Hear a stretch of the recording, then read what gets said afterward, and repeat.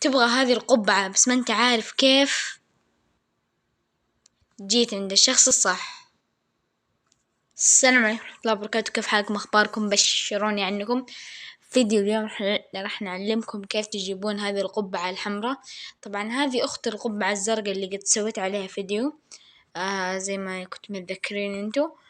لكن هذه والله صراحة بالنسبة لي أحسن من الأولى. فاليوم راح نعلمكم كيف تجيبونها، والطريقة جدا سهلة.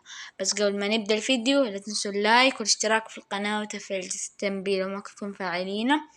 ويلا نبدأ. طبعا أول حاجة نروح الشوب كالعادة، وبعدين نضغط على هذه الجملة أو الكلمة هذه. بعدين نروح الكلمة اللي بعدها اللي هي كالعادة الأول، بعدين نسيب الثاني، بعدين نسيب الثالث، وبعدين نضغط رقم اللي هو رقم 2، والماكس راح نحطه 0، واللي بعده نحطه كمان 0 اللي هو المان والماكس تعرفونه يعني.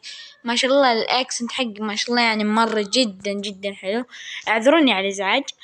فراح تلقوا هنا القبعة، فأنا بصراحة مرة عجبتني. فبس والله أتمنى عجبكم الفيديو. لو عجبكم الفيديو لا تنسوا اللايك والاشتراك في القناة وتفعيل جرس التنبيه لو ما كنتم فاعلينه. وبس والله كان معكم معتصم